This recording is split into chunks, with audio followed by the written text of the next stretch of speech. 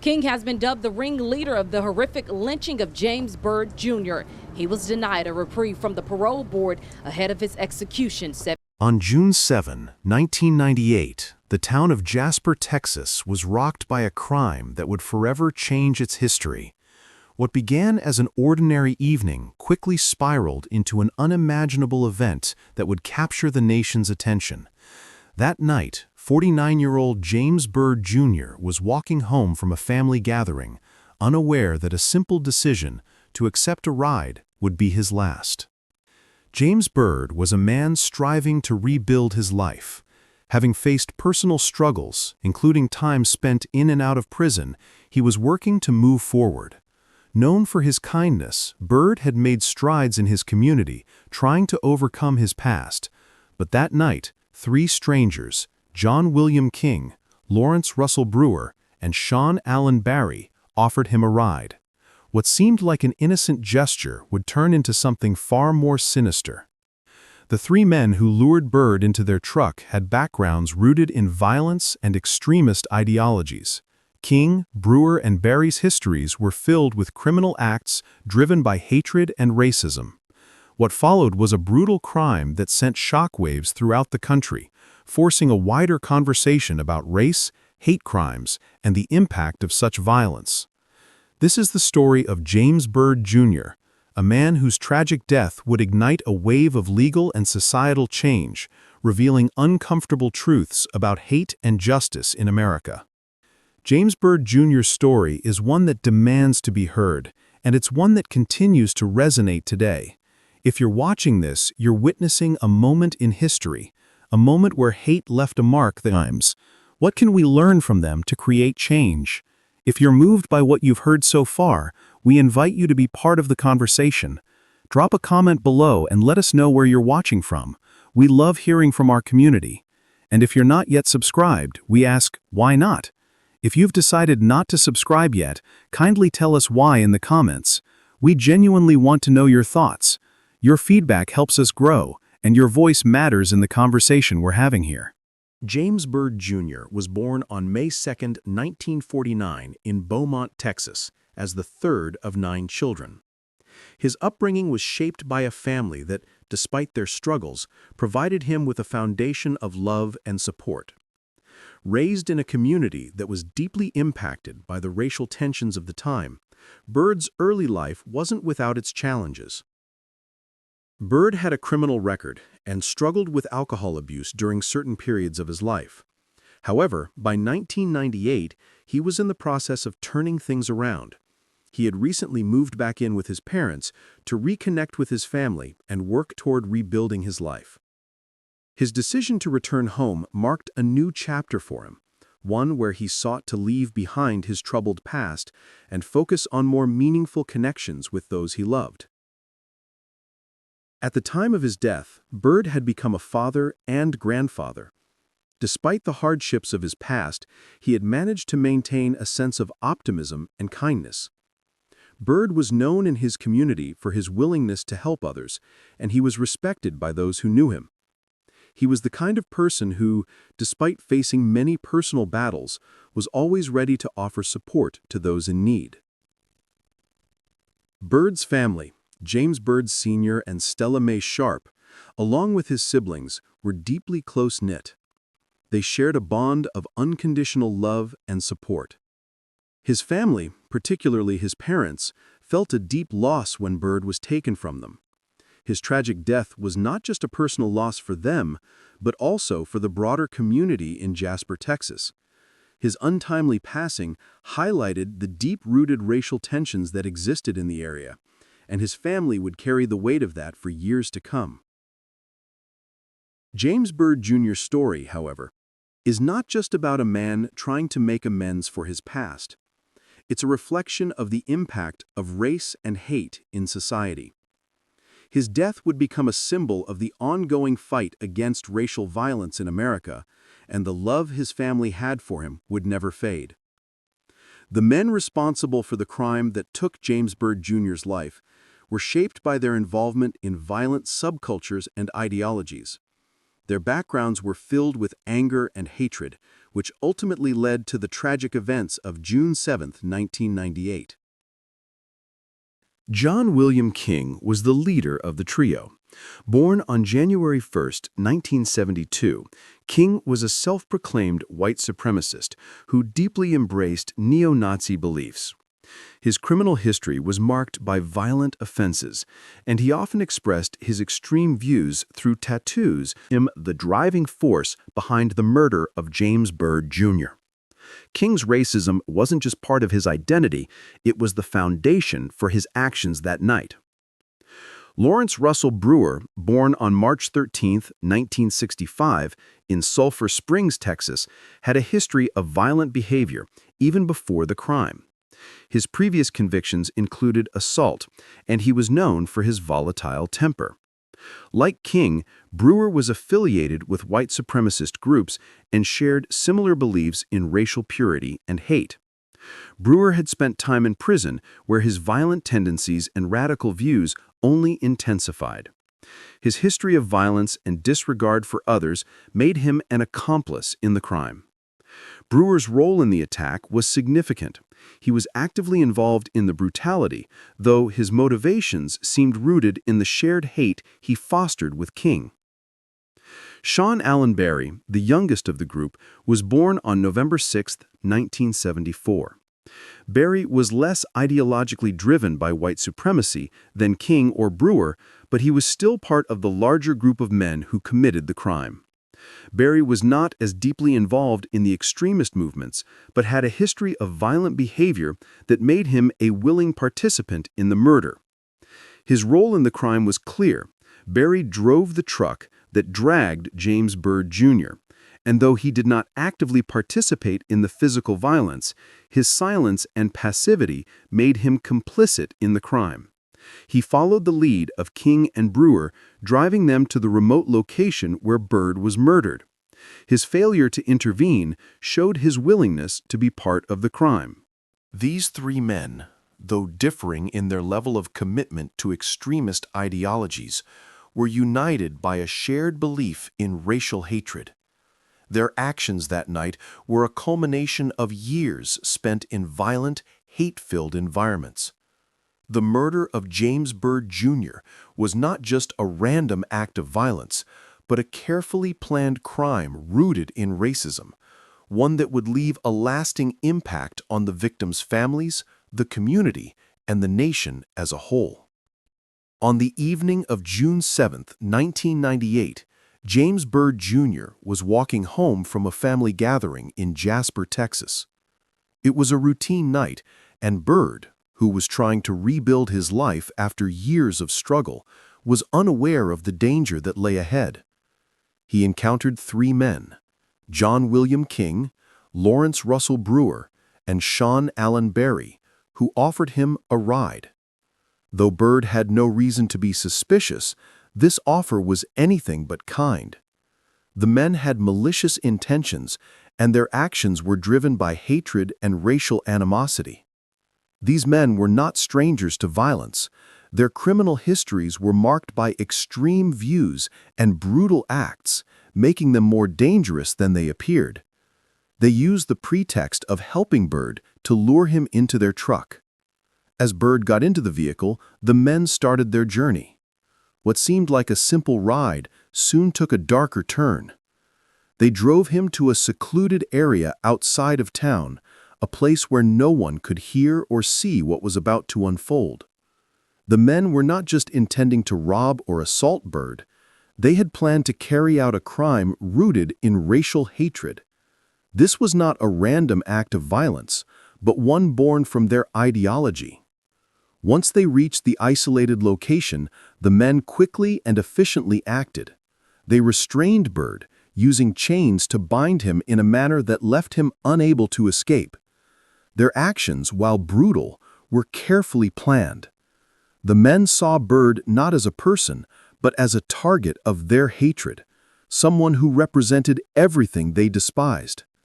This encounter was not just a crime, it was the culmination of years of deeply held racial animosity. The men's intentions were clear: to humiliate, terrorize, and ultimately take Byrd's life. Their beliefs, steeped in extremism, gave them a twisted justification for their actions. As they began driving, the truck accelerated, and Byrd was dragged behind it. The sound of the vehicle's engine roared as it sped down the isolated road. Witnesses later described hearing the truck pass by, but at the time, they were unsure of the reality of the situation. The noise, they thought, was simply the sound of a vehicle moving down the road. It wasn't until later that the full scope of what had happened became clear. The brutality of the crime was confirmed when law enforcement found the truck used in the attack. Forensic evidence, including traces of Byrd's blood, was discovered inside and along the truck's path. These findings linked the vehicle directly to the crime, providing irrefutable proof of the men's involvement in the murder. The truck, initially seen as an innocent vehicle, became the key piece of evidence that would ultimately bring the perpetrators to justice. The men, driven by a shared belief in white supremacy, didn't just take Byrd's life, they also took his dignity. What they left behind were the physical remnants of their crime and the emotional scars that would haunt the victim's family and the community for years to come. The investigation into James Byrd Jr.'s death began immediately after his body was discovered on June 8, 1998, in a remote area outside Jasper, Texas. Law enforcement was quick to recognize that they were dealing with a serious crime, but the full extent of the brutality wouldn't come to light until much later. One of the first clues was a wrench and a lighter found near the scene. The lighter had the word possum engraved on it, a nickname used by John William King while he was in prison. This connection gave investigators a crucial lead, pointing directly to King. The wrench also raised suspicion, as it was found in close proximity to Byrd's remains. These items, though seemingly small, would prove vital in linking the suspects to the crime. After examining the truck used in the crime, investigators discovered bloodstains inside the vehicle and traces of Byrd's blood on King's and Brewer's clothing. These findings were pivotal, connecting the men directly to the crime. Forensics would play a major role in confirming their involvement. DNA analysis further solidified the connection, showing that the blood found on the truck and the clothing belonged to James Byrd Jr. These forensic breakthroughs were critical in moving the investigation forward. In addition to the physical evidence, witnesses who had been near the scene began to come forward. Some reported hearing a truck in the distance, but they hadn't realized at the time what was happening. The sound of the truck passing by was misinterpreted as just another vehicle on the road, but in hindsight, these testimonies, when combined with the physical evidence, painted a clear picture of the crime. The forensic evidence didn't just confirm the identities of the suspects, it also helped to piece together the nature of the crime. It was clear that the act was deliberate, not an impulsive or accidental act of violence. The methodical way in which the crime was carried out revealed a sense of premeditation. The men, driven by their racist beliefs, had carefully planned their attack on Byrd, targeting him because of his race. As investigators gathered more evidence, they were able to track down the truck and the men responsible. The evidence was irrefutable, and the pieces of the puzzle began to fall into place. The investigation would eventually lead to the arrest of King, Brewer, and Berry, all of whom would later be convicted of the crime. The trial of John William King, Lawrence Russell Brewer, and Shawn Allen Berry began following the brutal murder of James Byrd Jr. The three men were charged with capital murder, and their involvement in the crime was thoroughly examined. The case brought a wave of attention to the town of Jasper, Texas, and to the question of how justice should be served for a crime fueled by racial hatred. Berry's role in the crime was disputed during the trial. While King and Brewer had clear histories of violence and ties to white supremacist groups, Berry's involvement appeared less direct. His defense attorneys argued that Berry was simply a bystander who was influenced by the other two men. They claimed that Berry did not physically participate in the assault. However, the evidence presented in court contradicted this claim. Berry's role in driving the truck, the vehicle that carried Byrd to his death, made him an active participant in the crime. He was not a passive bystander. By driving the truck, Berry knowingly allowed the events to unfold. The trial revealed John William King's deeply rooted neo-Nazi beliefs. Evidence of his racist ideology was clear, with tattoos that expressed his commitment to white supremacy. The prosecution used King's past and his association with extremist groups to demonstrate his role as the instigator of the crime. His extreme views were cited as the primary motivator behind the murder. Making this more than just an act of violence, it was an act driven by hate. Lawrence Russell Brewer also had a violent history. Known for his temper and previous criminal activities, Brewer's involvement in the crime was equally significant. The prosecution outlined his violent behavior and his connection to white supremacist groups, further cementing his role in the murder. Brewer's history of aggression helped establish a pattern of behavior that led to the crime. Throughout the trial, the prosecution presented overwhelming evidence, including physical evidence and witness testimony. The jury was presented with a clear narrative of the crime, showing how all three men had played a role in the events that led to Byrd's death. The defense tried to argue for mitigating circumstances, but the evidence was too strong to allow for any reasonable doubt. In the end, the jury delivered its verdict. John William King and Lawrence Russell Brewer were both sentenced to death for their roles in the murder. Shawn Allen Berry was sentenced to life in prison without the possibility of parole. The verdicts brought a measure of justice, but the emotional impact on James Byrd Jr.'s family was profound. Some family members felt a sense of closure, believing that the death sentences would bring an end to the pain caused by the crime. However, others struggled with the moral implications of the death penalty. The question of whether the cycle of violence should be answered with more violence lingered, and for some, the closure was not as simple as the verdicts might suggest. The trial sparked ongoing debates about justice, the death penalty, and the role of racism in America's legal system. While some believed that the punishment was just, others questioned whether it truly served to heal the wounds left by such a hate-driven act. The Byrd family, despite their loss, had to grapple with the complex emotions that accompanied the trial and its outcome.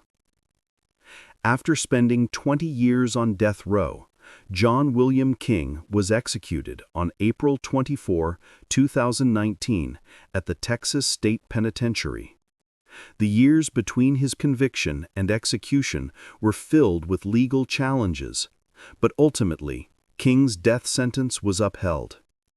He had been convicted for his role in the brutal murder of James Byrd Jr., a crime rooted in hatred and racial violence.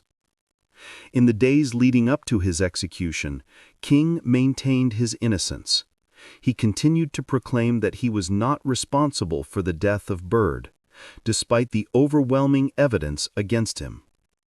As the day of his execution drew nearer, King showed little emotion in public. He did not request a last meal, a choice that some saw as a sign of defiance, while others interpreted it as an act of indifference to the consequences of his actions. On the morning of April 24, 2019, John William King was led to the death chamber. He was strapped to the gurney, with family members and legal teams watching from behind glass. Before the procedure began, King had no final words. His silence in his final moments stood in stark contrast to the anger and hate that fueled his actions years earlier.